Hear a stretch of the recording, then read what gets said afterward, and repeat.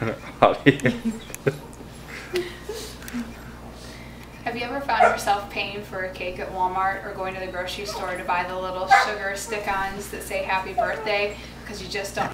Well, today I'm going to show you that there are a few simple techniques that you can do that aren't that hard to be able to decorate a cake. I'm going to show you what supplies that you will need, what you'll use, how to do a shell border, a simple shell border, and then how to do a simple rose. The first thing I'm going to show you is the basic supplies that you would need in order to do this.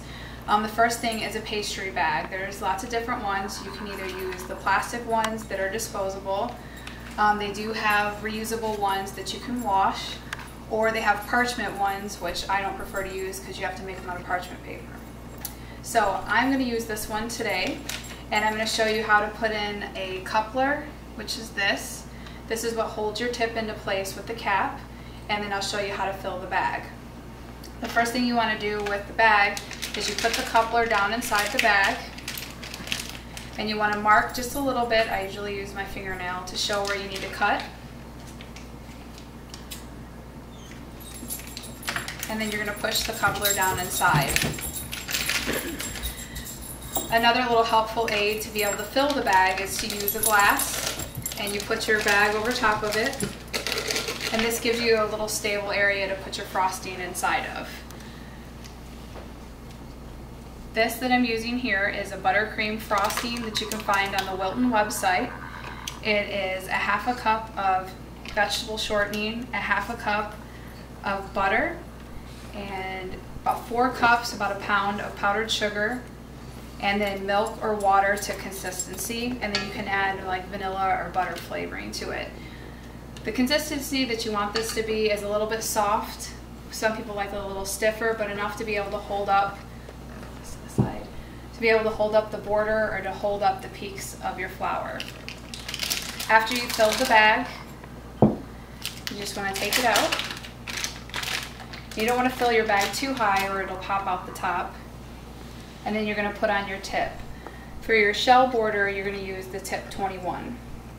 You'll put the tip on, and then you add the little top to the coupler and screw it on. Having a little difficulty screwing it on.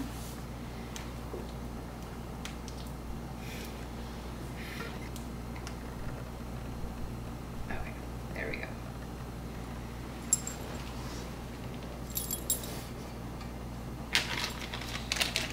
Now we'll move on to showing you how to do just a simple shell border.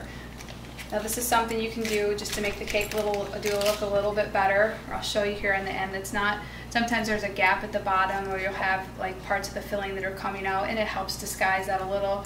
Or if the top of your lip doesn't look very pretty, it helps just add a little bit to that.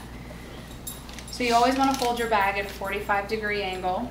You want to squish out a little bit to make sure that it's coming through your tip, and again that your bag isn't too full.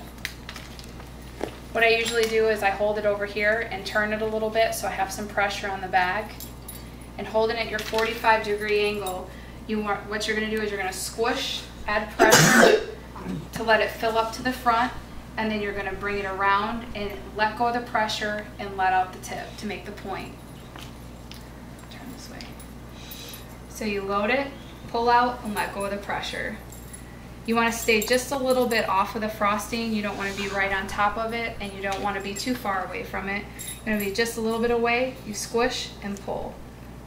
And that's how you make your shell border. You want to make sure to let go so that you have that pretty point at the end.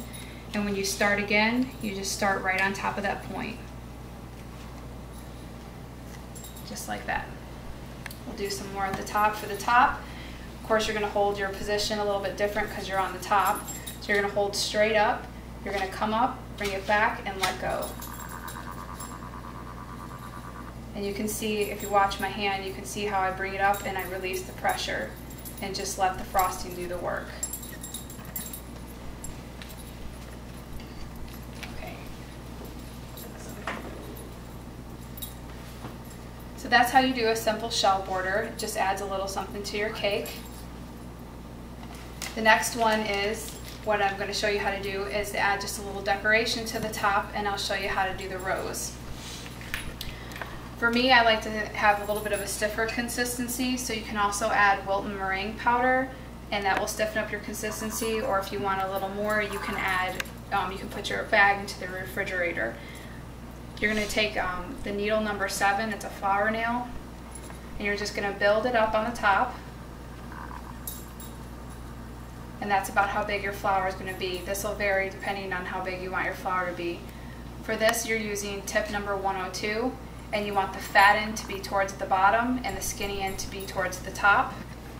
You're just going to turn the nail about 1/3 of a turn. And there you have the tip of your rose.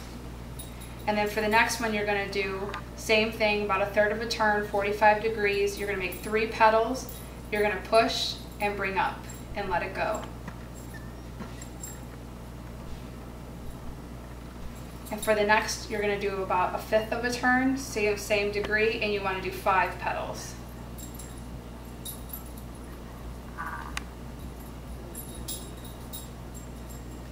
And then for your last row, you're going to do about 1/7 of a turn. You're going to bring your angle out a little bit more to make your petals open. You want to do about 7 petals. Doing the same process that you did before, which is just lifting up and pulling.